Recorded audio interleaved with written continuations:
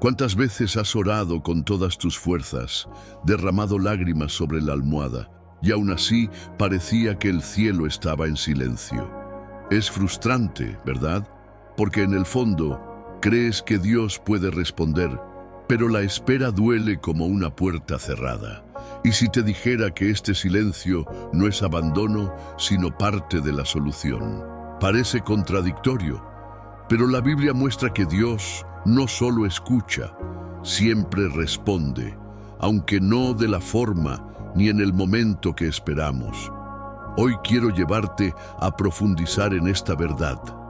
Descubramos juntos qué significa estar en la sala de espera de Dios, que revela Jeremías 33:3 como una línea directa al cielo, y cómo hombres y mujeres de la Biblia transformaron sus clamores en milagros. Y al final te darás cuenta de que la mayor respuesta de Dios no es solo cambiar tu situación, sino transformarte en el proceso. Así que, si alguna vez te has preguntado ¿por qué Dios no ha respondido todavía?, quédate conmigo hasta el final, porque hoy comprenderás que su silencio puede estar lleno de la respuesta que tu corazón busca con tanta desesperación. Hay un espacio en el camino cristiano que a nadie le gusta visitar, pero todos pasamos por él: la sala de espera de Dios. Es ese lugar donde has orado fervientemente, ayunado, creído con todo tu corazón, pero la respuesta no ha llegado. El silencio del cielo a menudo parece más ensordecedor que cualquier ruido del mundo. Y en este silencio, las dudas empiezan a llamar a la puerta. ¿De verdad me ha escuchado Dios? ¿Le importa siquiera? Este sentimiento es real y profundamente doloroso, porque sacude no solo nuestros deseos, sino los cimientos mismos de nuestra fe. La Biblia no oculta este tipo de experiencia. Muchos siervos de Dios atravesaron períodos en los que parecían estar solos en la oscuridad. El salmista, por ejemplo, exclamó: ¿Hasta cuándo, Señor, me olvidarás? ¿Será para siempre? ¿Hasta cuándo ocultarás tu rostro de mí?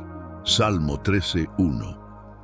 Esto no es solo una oración, es el clamor de alguien asfixiado por la espera.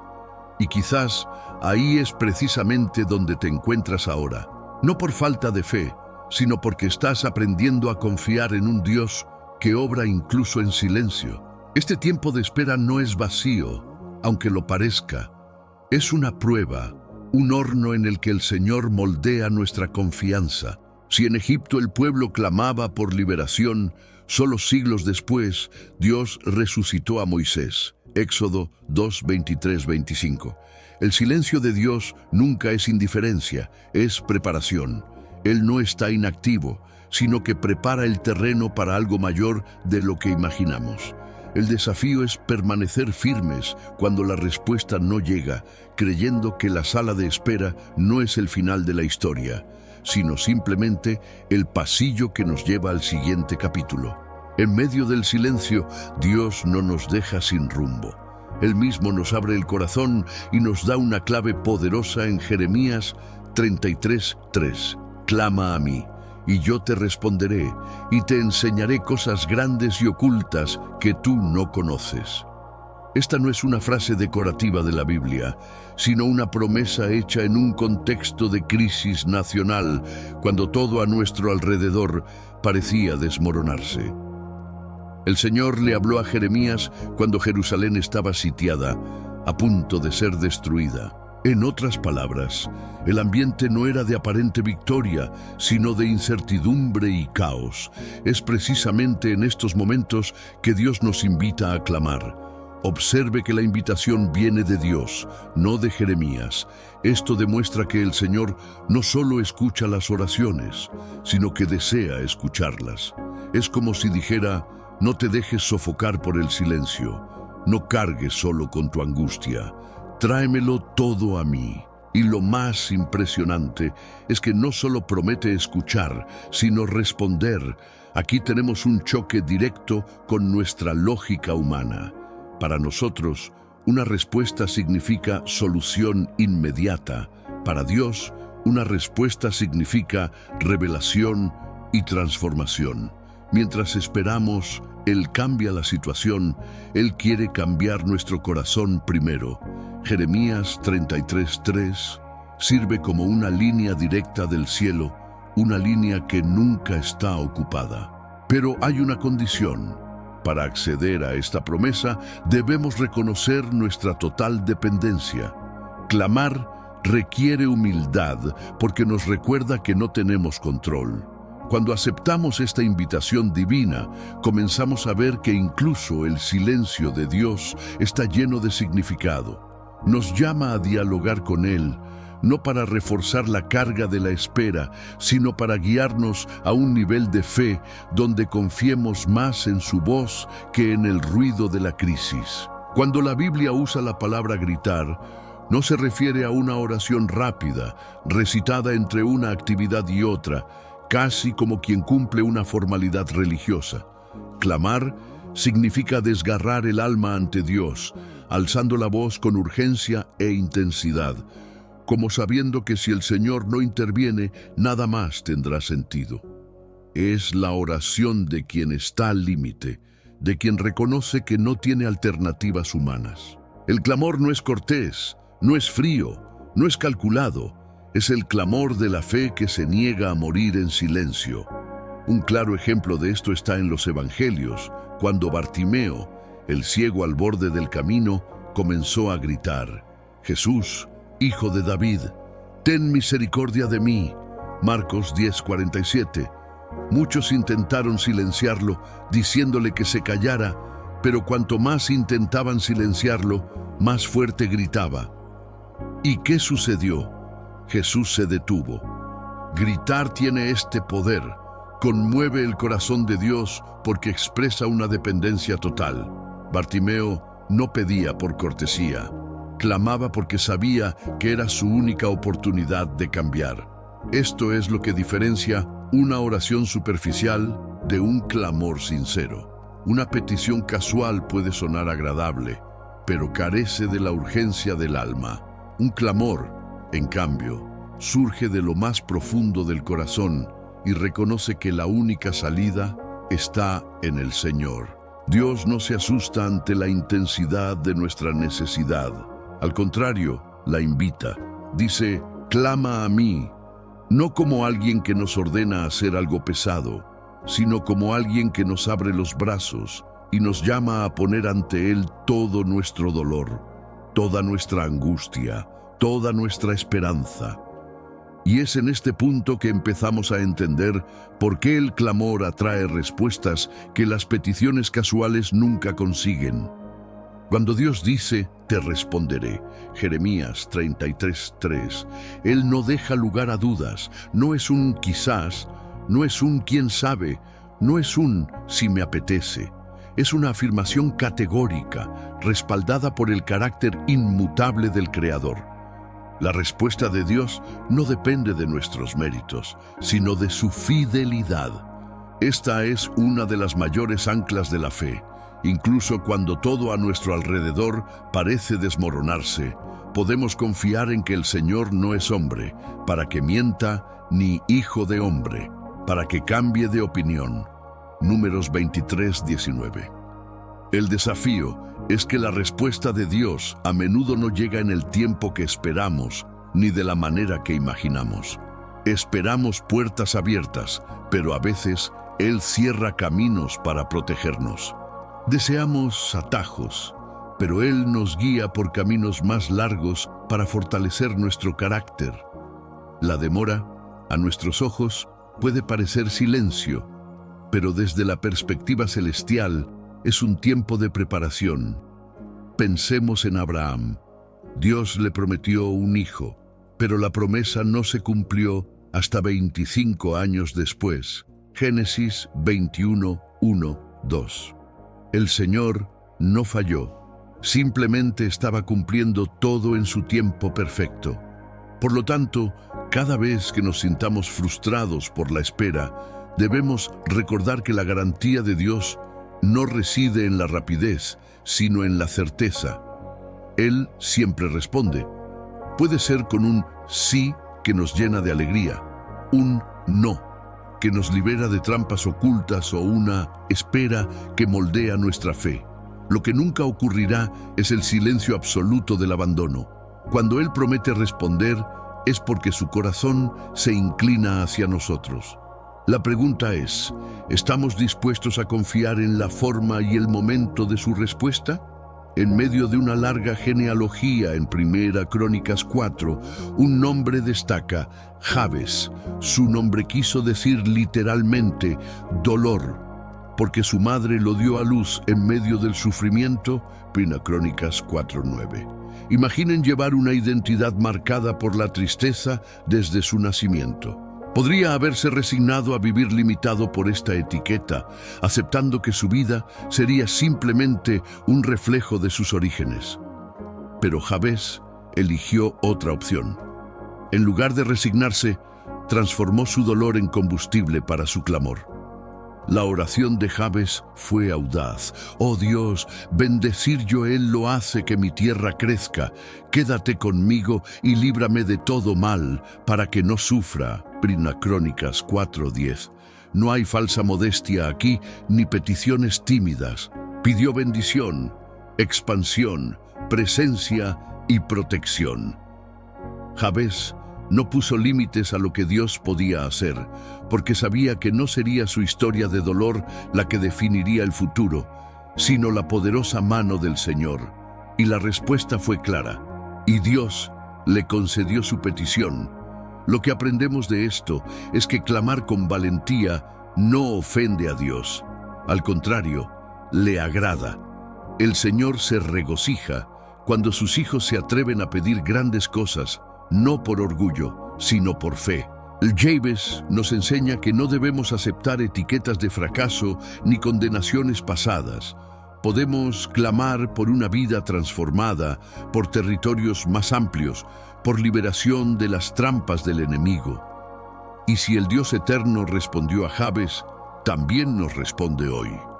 La pregunta es, ¿tenemos el valor de clamar con esta valentía o seguimos orando como si temiéramos molestar a Dios? En Mateo 15, 21, 28, encontramos una de las historias más impactantes sobre la perseverancia en la fe.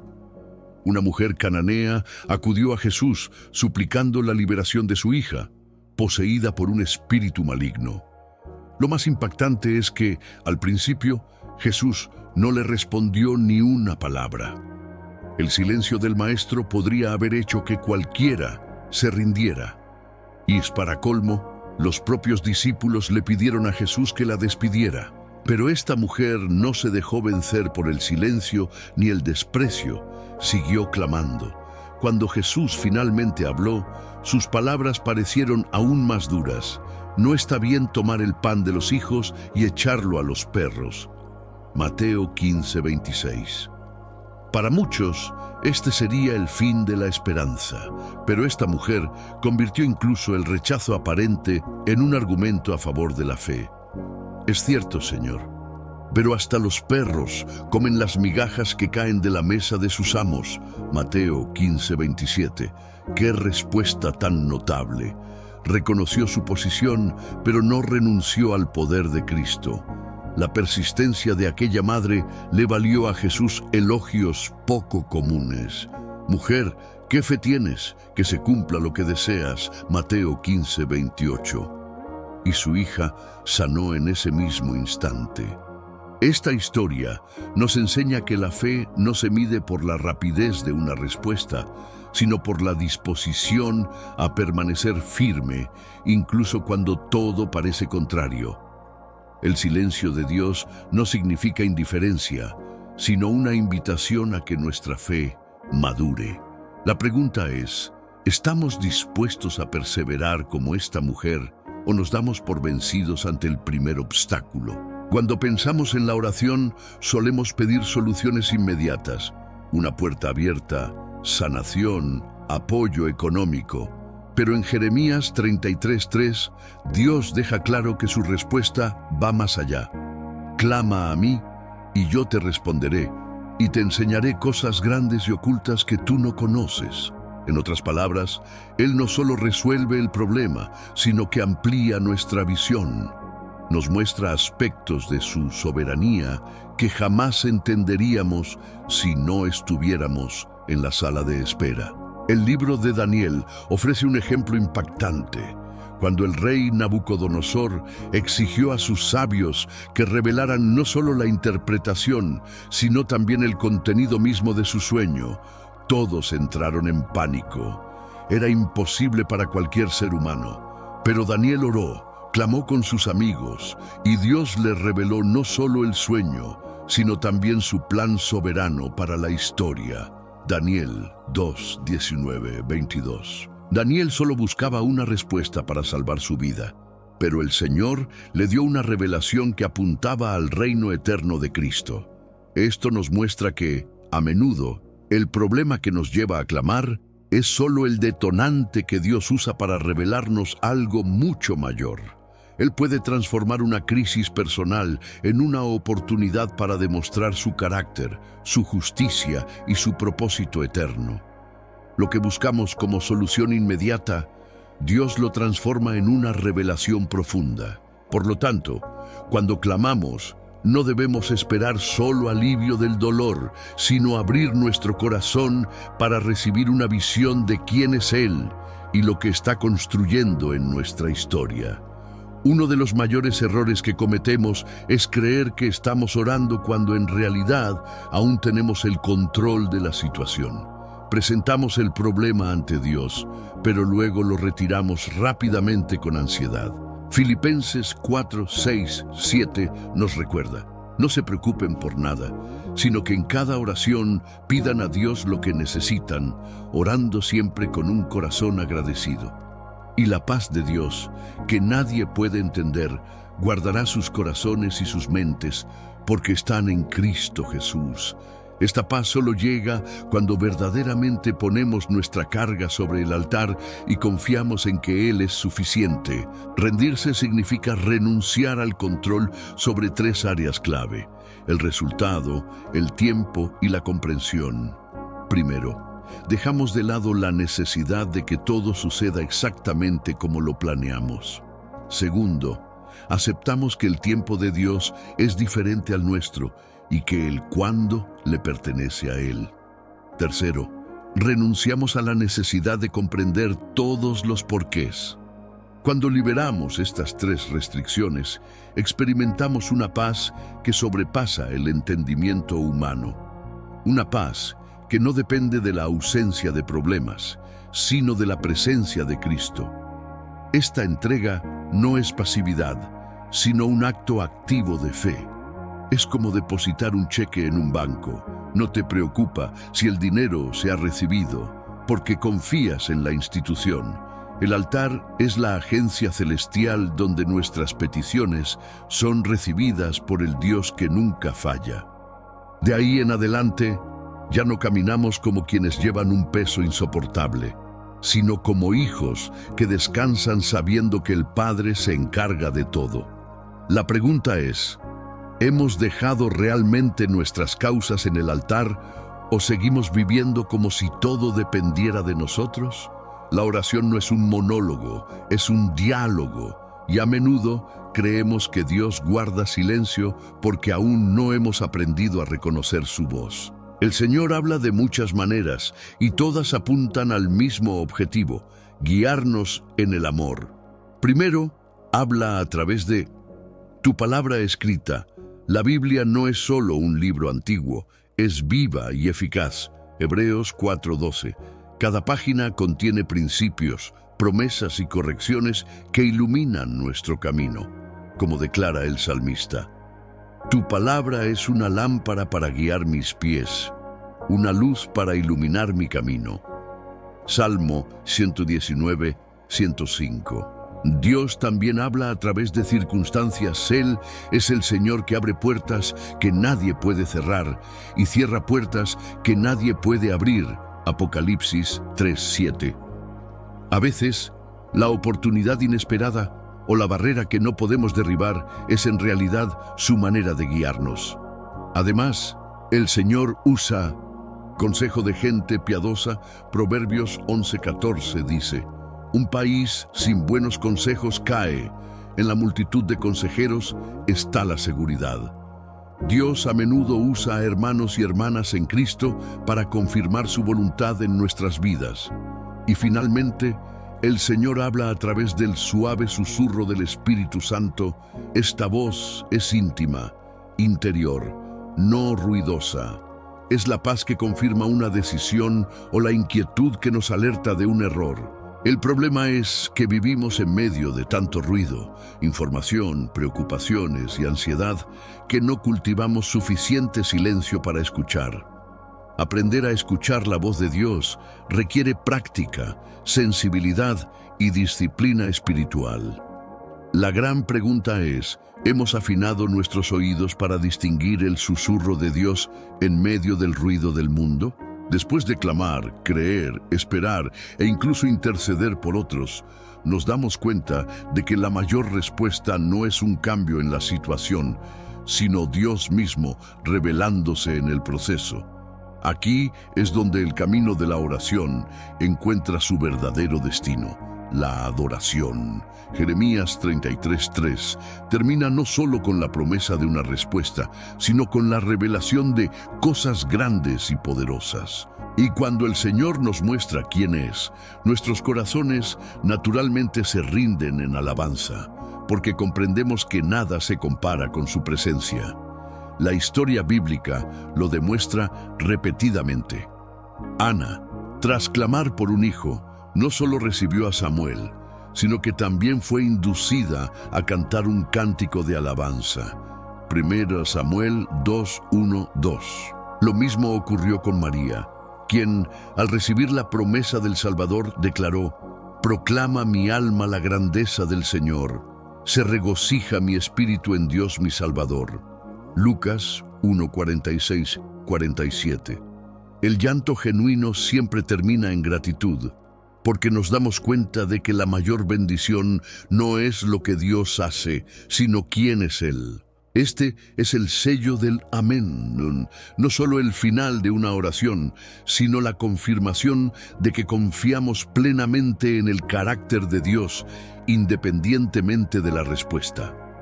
La adoración suprema es cuando liberamos las preguntas, abandonamos la ansiedad y descansamos en la seguridad de que Él sigue siendo bueno. El verdadero milagro no es solo la sanidad, la provisión o una puerta abierta.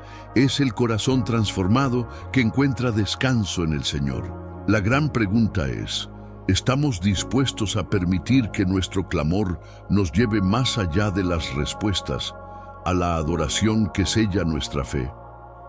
Hemos llegado al final de este mensaje, y quizás tu corazón se sienta más ligero al comprender que el silencio de Dios no es ausencia, sino una invitación a confiar más profundamente. La sala de espera puede ser dolorosa, pero es allí donde la fe se afina, nuestro clamor cobra fuerza y el Señor nos prepara para cosas más grandes de las que imaginamos. Y ahora te pregunto: ¿en qué área de tu vida necesitas dejar de pedir y empezar a clamar?